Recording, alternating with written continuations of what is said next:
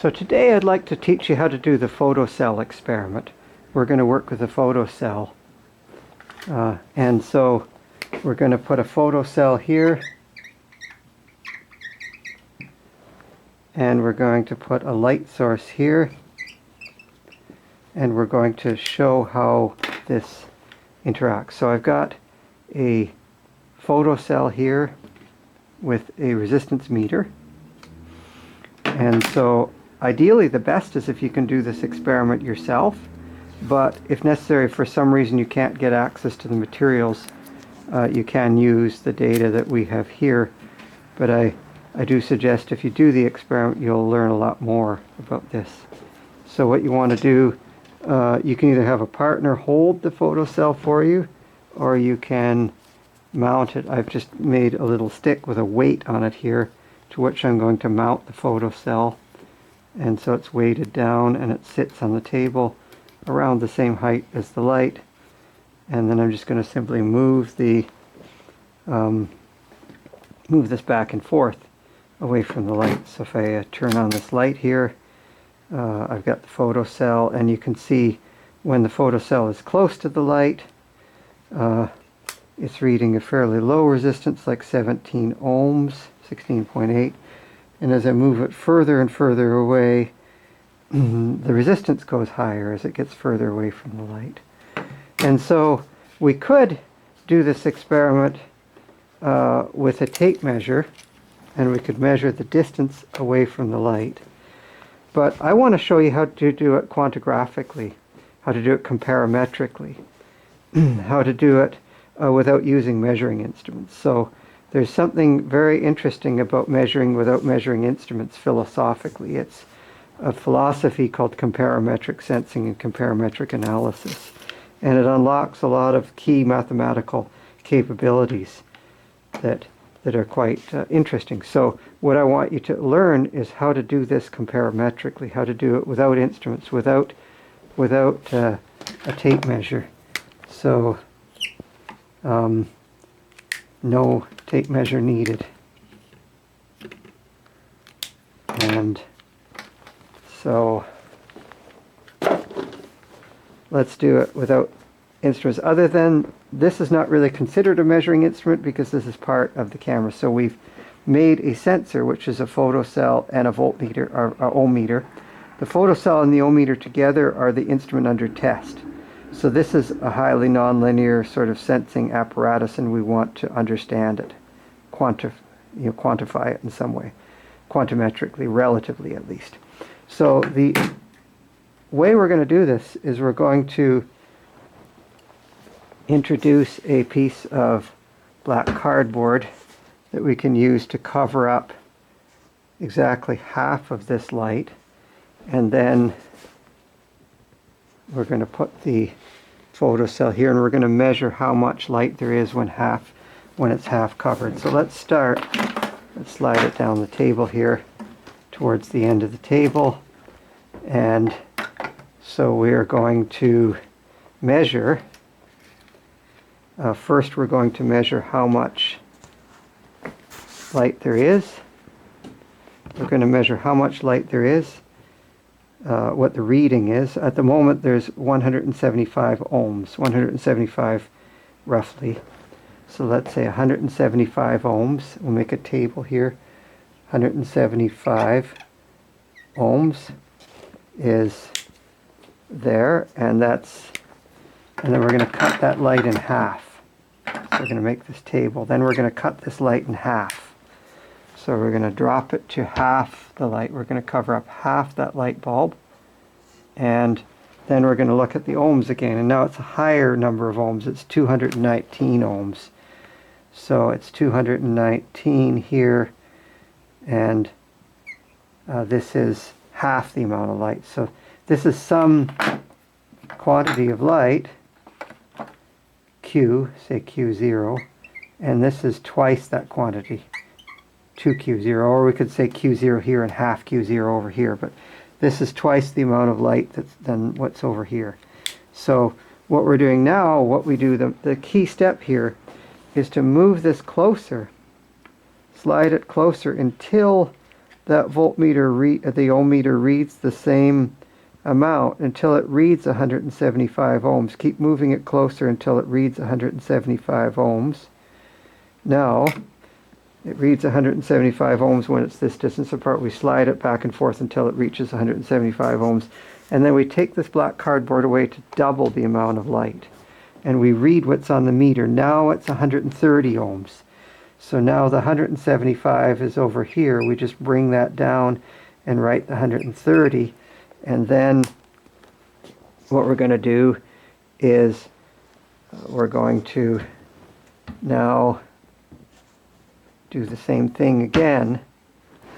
Now move it closer again until it gets down to 130.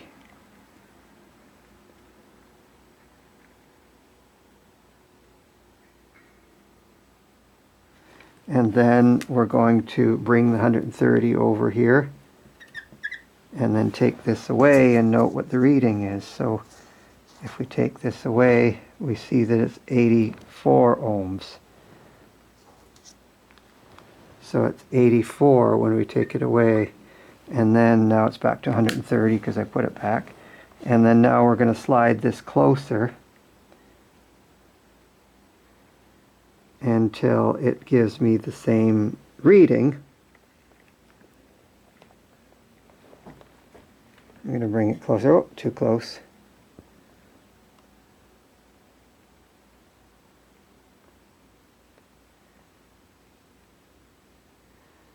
Until it reads to 84.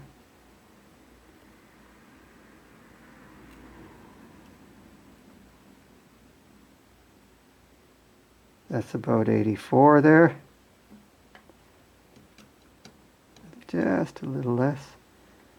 That's about 84. So now we're going to simply take this divider away and double the light again and look at the value, and now it's 65.7, 65 and a half. So say we gone down here, we take this 84 across 84 and then 65.5 and so on. So we're going to just keep doing this. Now one of the things is we could improve the accuracy here, because one of the obvious things is there's a lot of other light sources in the room. So what we ought to do is turn down some of these light sources and see if I can darken the room a little bit, turn off some of these lights that are in the room, turn off some of the TV screens that are in this room. Let's try and turn off some television screens. A big TV over here that's showing my photocell experiment paper, and I'll turn that off for a moment. And as I go around the room and try and find light sources that I can turn off on my workbench, I've got this overhead fluorescent light. I'll turn that off. And then I've got some lights in the furnace room over here that I can turn off. And what we want to try and do is turn off more and more of these lights, making it darker and darker to the point where hopefully the only light source, and there's a light bulb up here, I can just loosen that bulb just a little. And so now it's a little bit darker in here. And so now pretty much the main source of illumination is that one light bulb. I can close the door here and make it a little bit less light leakage. So, and the only other source of illumination is the street. There's some street lights out there. So I'm going to face away. See, I've got my photocell facing the darker side of the room, not facing the street, because there's a streetcar goes by there and so on. There's a car going by. There's some street lights over there. So we want to try to cut down the amount of light, so we'll face this way. And it's best to wear black. I'm wearing black clothes, which is my favorite color. So now we'll do the experiment again, but this time we'll have a slightly more accurate result because we don't have other sources of competing light. So let's start over. Let's start fresh here.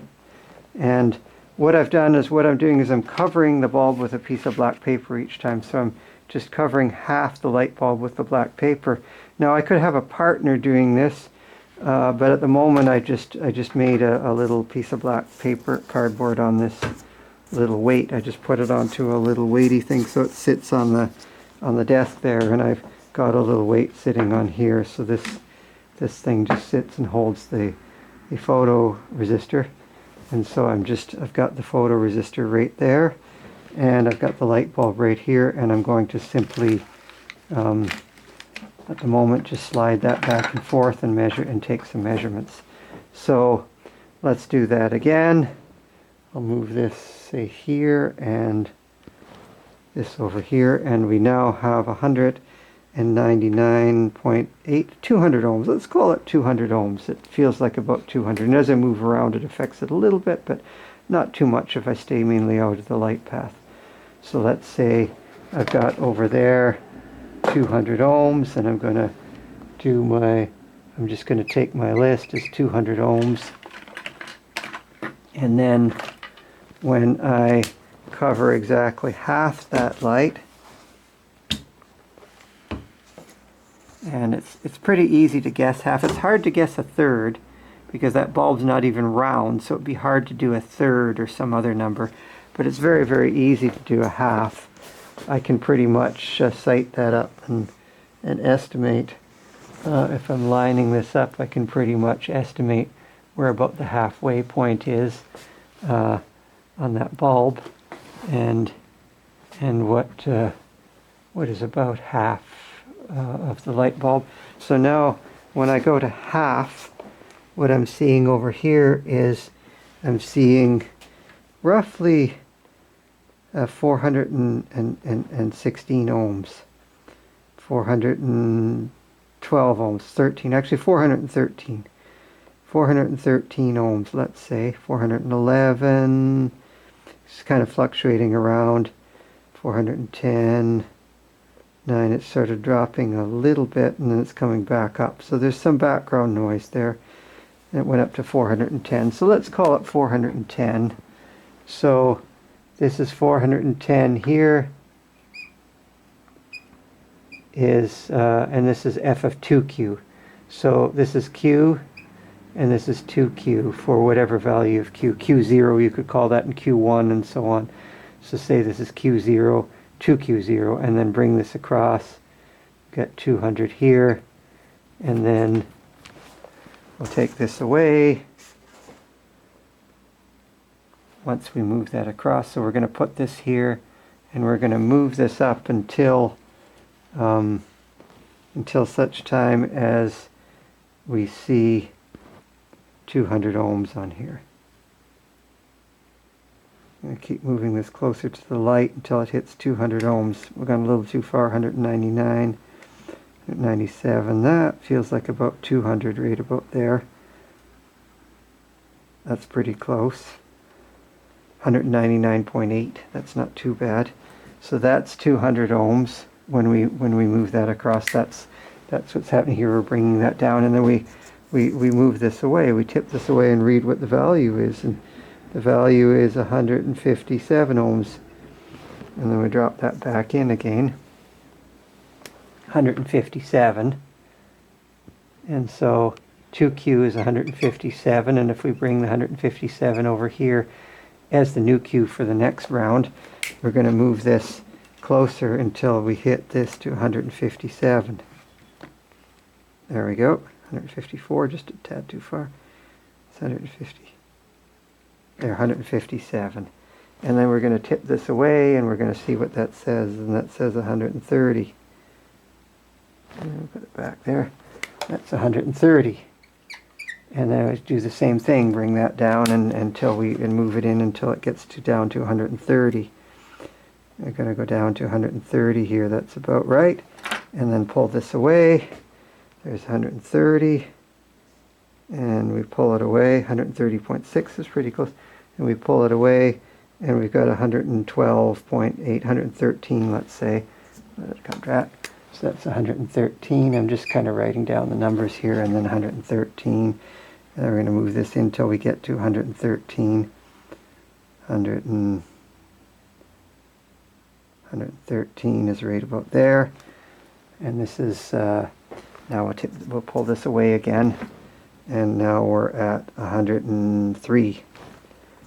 So we got 103 is the next point, and then we're going to slide this over until we get it down to 103 ohms. 103. There's a streetcar going by right now. I guess I'll wait for that to go by because it's going to kind of bright. It might change the numbers a little bit, but hopefully not too much. So now the streetcar is gone. I'll push that back to, yeah, that's about right, 103 ohms. And then I pull this away and see what it reveals. It reveals 98.7. I'll just maybe take it to 3 sig figs, 98.7. And then we want to pull this in until we get to 98.7. 89, 90, 98.7.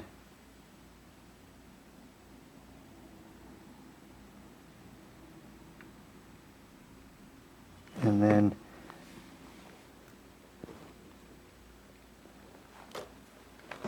that actually, you got to get it in a little bit better. That's about right.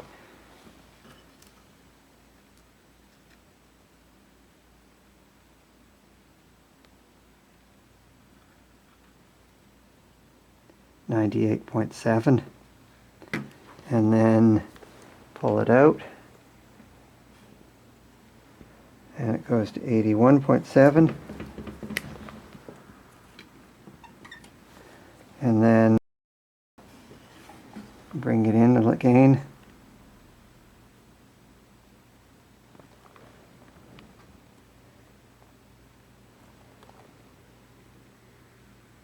Keeping it about half illuminated.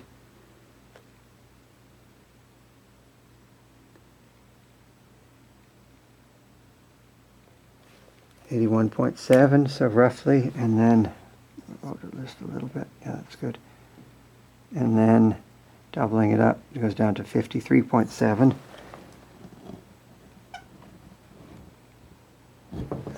And then move it in closer until it gets down to 53.7.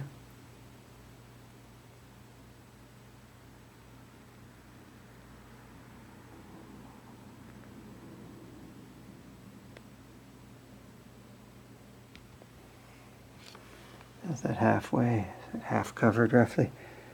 59.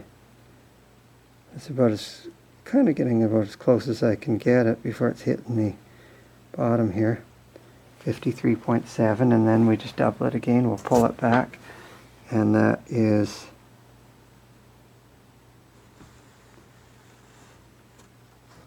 that was 53.7, and now we're at 34 ohms, 34.1.